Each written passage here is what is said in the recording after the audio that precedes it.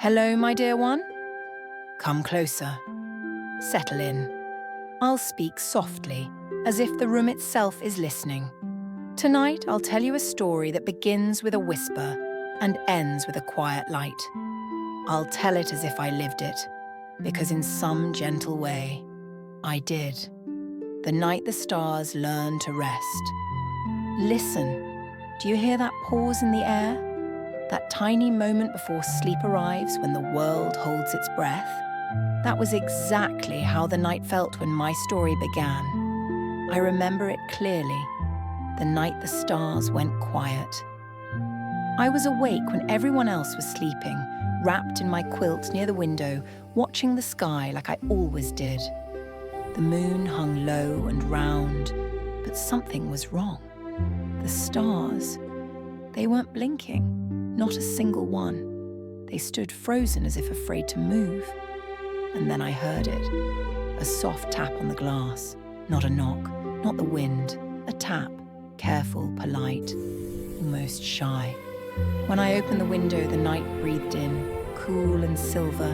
And there on the sill stood a creature no bigger than a teacup. He glowed faintly, like a firefly wrapped in moonlight.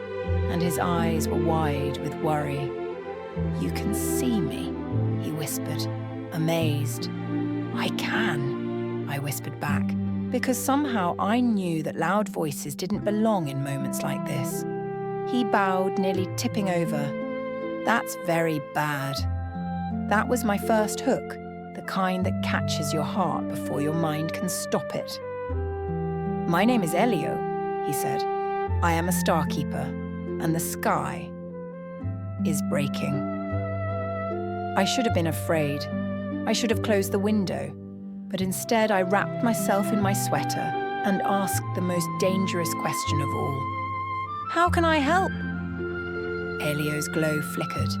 "If you come with me, you might not come back the same." "I think," I said slowly, "I already feel different." So I stepped onto the windowsill, and the night opened like a door. We fell upward, not down, not fast, but gently, as if the sky itself was carrying us. Houses shrank into quiet squares of light. Clouds parted like soft curtains. And then we were walking on a path made of starlight, warm under my bare feet. Above us floated the sky archive, a vast drifting place where constellations rested like sleeping animals. But many were dim. Some were cracked. Threads of darkness ran between them like fine ink spilled on silk. "The stars are tired," Elio said sadly. "Humans stopped wishing before sleep. Dreams grew loud and sharp. The stars feed on gentle hope, and they are starving." We passed a broken constellation, a swan missing its wing. I felt something ache in my chest. "Can they be fixed?" "Yes," he said, "but only by someone who remembers how to listen to the quiet." We reached a lake floating in the air. Its surface reflected not faces, but memories. When I looked down, I saw myself as a child, tracing shapes on foggy windows. I saw nights when I believed tomorrow would be kind. I saw tears that fell silently into pillows. "Why are you showing me this?" I asked. Elio placed a small glowing key in my palm. "Because the final star will only open for someone who still carries softness, even after sadness." The sky trembled.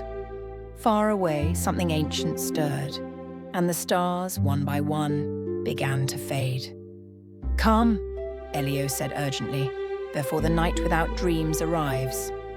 And we ran, across constellations, across silence, toward the place where the very first lullaby was born. Pause here, breathe.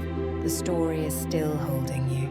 By the time we arrived, the sky was dimmer, not dark, just tired. At the center of everything stood a small door floating in nothingness.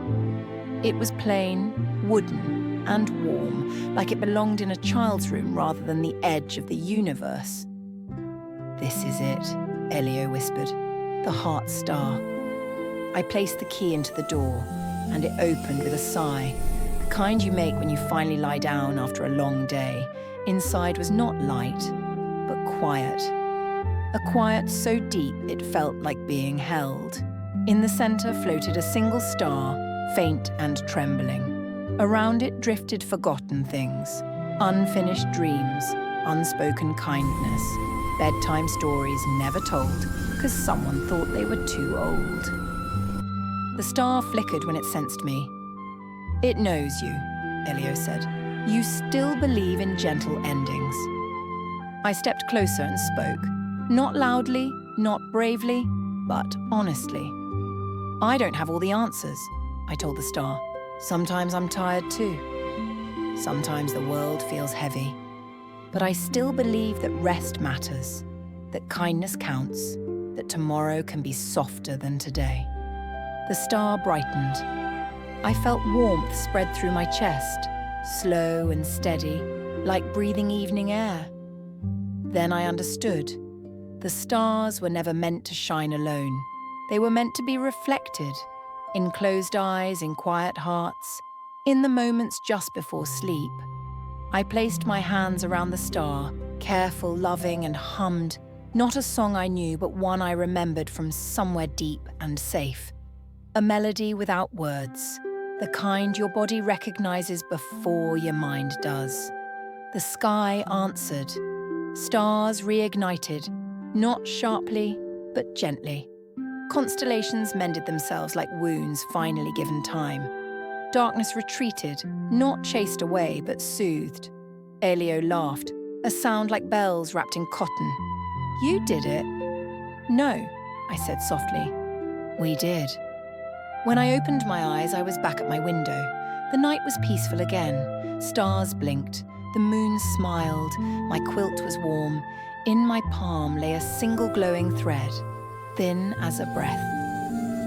I keep it still. Whenever the world feels loud, whenever sleep feels far away, I hold it. And remember, the night is not empty. The stars are listening. And rest is not something you earn. It's something you're allowed. I thought the story was over. That's what I told myself in the days that followed, when morning coffee steamed gently, when streets hummed with ordinary life, when no one else seemed to notice how carefully the sky now blinked. But the thread, the glowing thread in my palm did not fade. At first, it slept, dull and soft, like a memory that didn't want to be touched. I kept it in the pocket of my coat, close to my heart. Not because I understood it, but because something inside me whispered, "This is not finished." And then, one evening, when the world felt heavier than usual, the thread warmed. It happened on a night when sleep would not come. You know those nights? When thoughts pile up like folded blankets you can't put away, when the ceiling feels too close and silence feels loud. I sat on my bed, holding the thread, and sighed. "I did what you asked," I murmured into the darkness. "The stars are safe. What else is there?" The room answered, not with words, but with a shift. The shadows leaned in, the air softened, and somewhere behind my ribs, a door opened. The thread lifted from my hand on its own. It stretched, growing longer, brighter, until it wove itself into the air, forming a doorway made not of light, but of calm. And I understood. The heart star had not sent me back empty-handed. It had made me a keeper too, not of the sky, but of the space between days. I stepped through. This place was quieter than the sky ever was. There were no stars here, no constellations. Only small rooms floating gently, in darkness, like lanterns waiting to be lit. "What is this place?" I asked, though I already felt the answer settling in my bones. A voice replied, not Elio's, but many voices at once, soft and kind. "This is where unfinished nights come to rest." Each room opened when I touched it. Inside one, a child lay awake, afraid of tomorrow. Inside another, an adult stared at the ceiling, heart full of words never said.